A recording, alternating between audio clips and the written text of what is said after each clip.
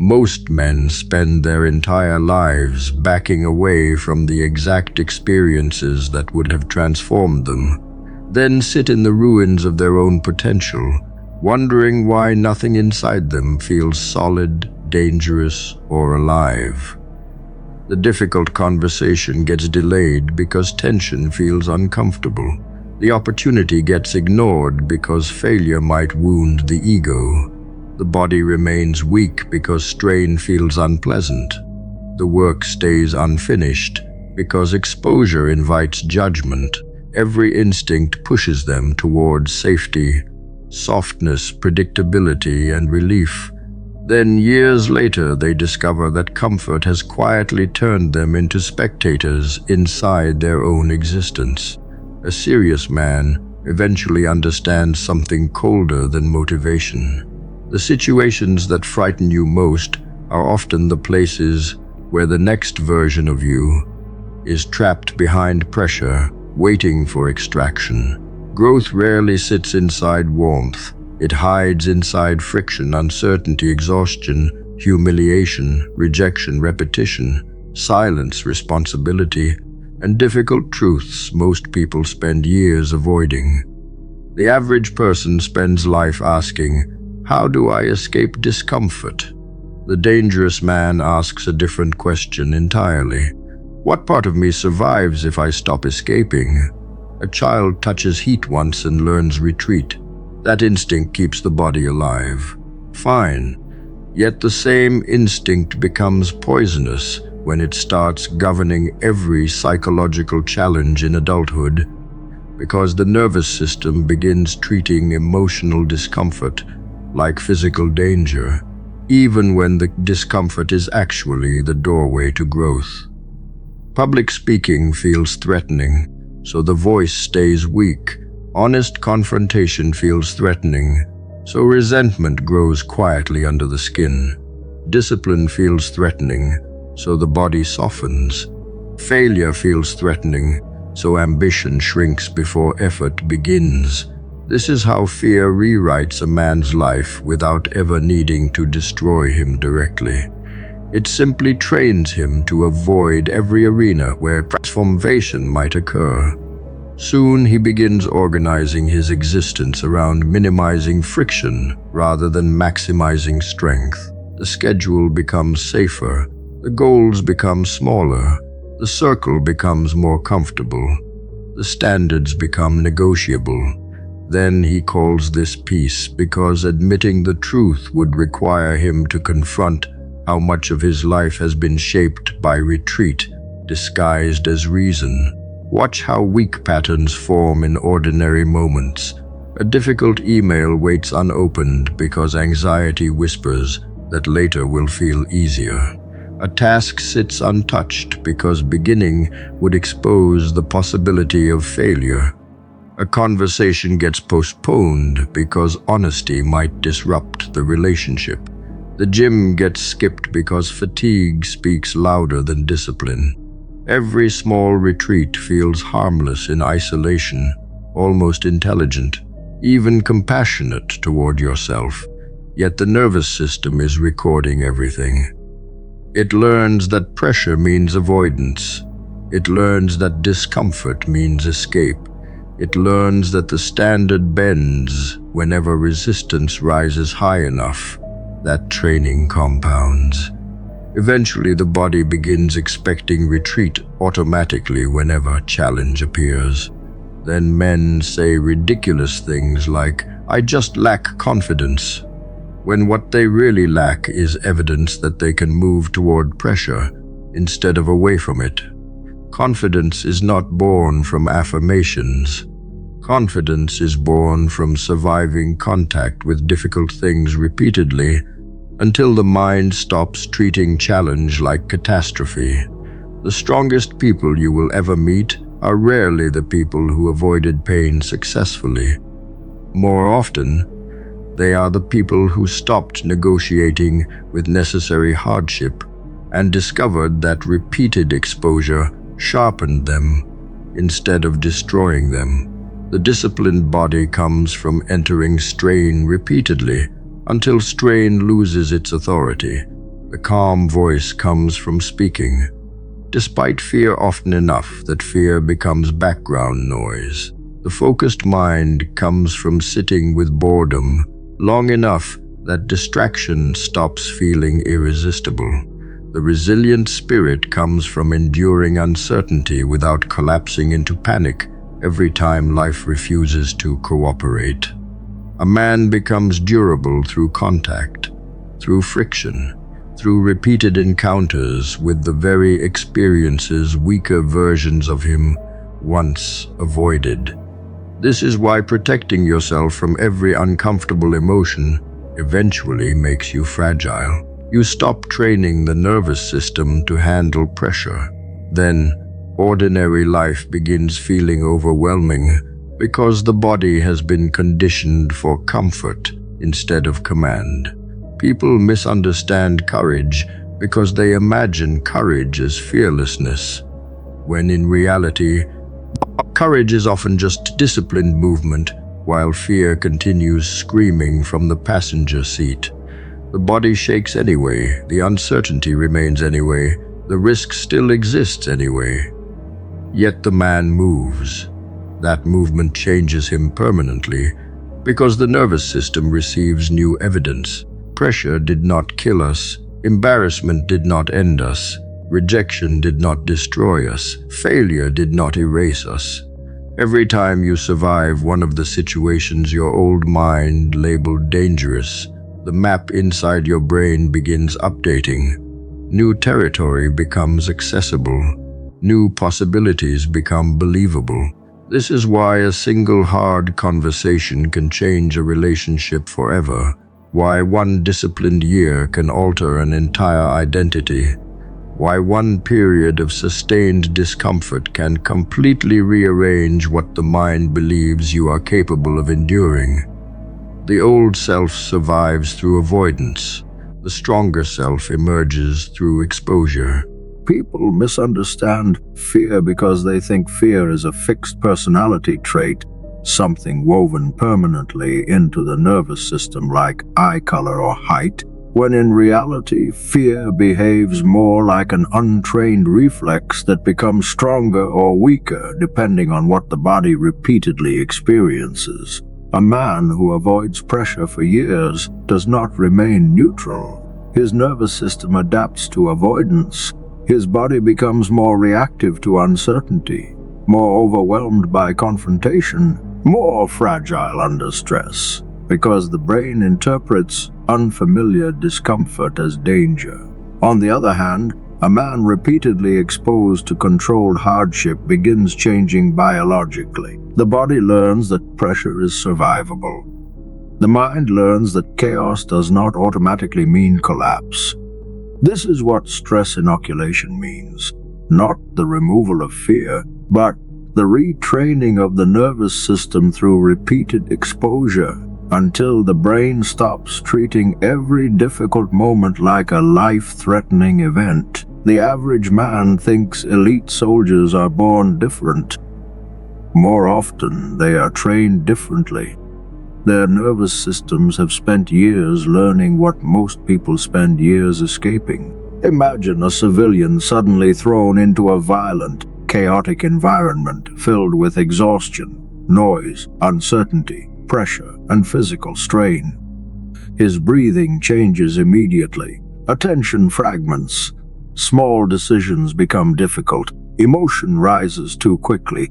The body burns energy inefficiently because the nervous system interprets the situation as catastrophic. Now compare that to someone repeatedly trained under stress. Same chaos, same pressure, same uncertainty. Yet the response changes entirely. Breathing stays more controlled. Decisions remain functional. Awareness sharpens instead of collapsing. The environment has not become less intense. The person has become more adapted. This is the difference repetition creates. Exposure rewires response. The body stops panicking at the first sign of discomfort because discomfort no longer feels foreign. Most men never experience this transformation. because they spend their lives avoiding the exact conditions that would have trained it into them. They keep protecting themselves from stress while wondering why small pressures dominate their emotions. The nervous system learns through repetition, whether you intend it to or not. If every stressful situation in your life leads to escape, distraction, emotional eating, avoidance, overthinking, silence, or collapse, then the body begins associating pressure with helplessness. This becomes your baseline. A difficult conversation feels unbearable because your system has never been trained to stay steady inside tension. Public speaking feels catastrophic because your body has learned to interpret judgment as danger.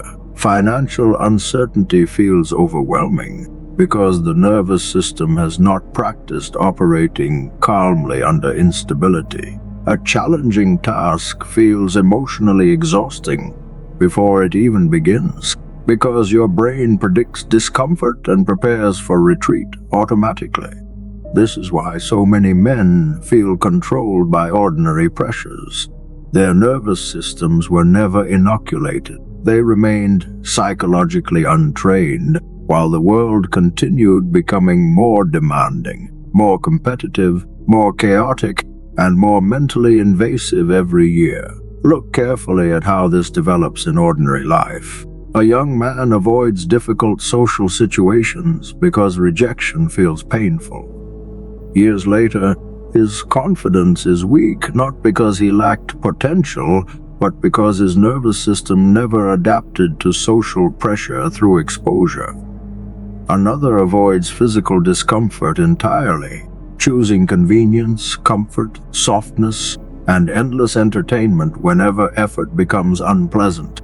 Over time, even moderate discipline begins feeling extreme because the body has normalized ease as the emotional baseline. Another avoids responsibility because responsibility introduces uncertainty and possible failure. Eventually, even small risks trigger anxiety because the nervous system has not been trained to function, while outcomes remain unclear. The body becomes reactive not because life is uniquely cruel toward him, but because avoidance kept his internal system fragile. Human beings adapt to what they repeatedly enter. Enter softness repeatedly, and softness becomes necessary for emotional stability. Enter pressure repeatedly, and pressure becomes manageable. This matters far beyond military training because modern life quietly rewards avoidance while secretly punishing the people who depend on it. Technology removes friction. Entertainment removes boredom. Food removes stress temporarily. Endless distraction removes silence. Comfort becomes available instantly. Yet the nervous system still follows ancient biological rules. A body never exposed to controlled hardship becomes weaker under uncontrolled hardship. A mind never trained under pressure becomes chaotic when real pressure inevitably arrives. This is why people fall apart during ordinary adversity. One difficult email ruins the entire day. One criticism destroys momentum. One rejection creates weeks of paralysis. One failure becomes identity. The system overreacts because it has not been trained to remain operational during discomfort. The prefrontal cortex, responsible for reasoning, planning, and intelligent action, shuts down more quickly under stress when the nervous system lacks exposure. Then emotion takes over completely. Panic makes decisions. Impulse takes command. Avoidance becomes strategy. This is not weakness in some moral sense. It is untrained biology. Every man you admire crossed a line. Most people spend their lives carefully avoiding, and what makes this difficult for average minds to accept is how simple the formula actually is, because they want greatness to come from hidden intelligence, secret talent, perfect timing, superior genetics, or some rare cosmic advantage unavailable to ordinary people. That belief protects them. If greatness requires magic, then mediocrity becomes easier to forgive. Yet when you study the lives of dangerous men closely, something far less comforting appears. Again and again, they walked directly toward situations other people instinctively avoided. They had the conversation others postponed for years. They accepted uncertainty while everyone else demanded guarantees. They tolerated loneliness long enough to build something meaningful instead of betraying themselves for quick social approval. They spoke truths that risked rejection. They entered disciplines that required sacrifice before results appeared. They exposed themselves to criticism, embarrassment, pressure, instability, exhaustion, and misunderstanding repeatedly until the nervous system adapted and the weaker versions of themselves died from lack of protection. That is the formula most people spend their entire lives trying to replace with something easier. A hard conversation is a perfect example because almost every human being understands instinctively what it feels like to avoid one. You know something needs to be said. The relationship feels wrong. The respect has started eroding. Boundaries have been crossed quietly for too long. Resentment has begun collecting interest beneath the surface. Yet instead of speaking directly, most people delay, they rehearse, they soften their language, they convince themselves the timing is wrong. Days become weeks, weeks become years.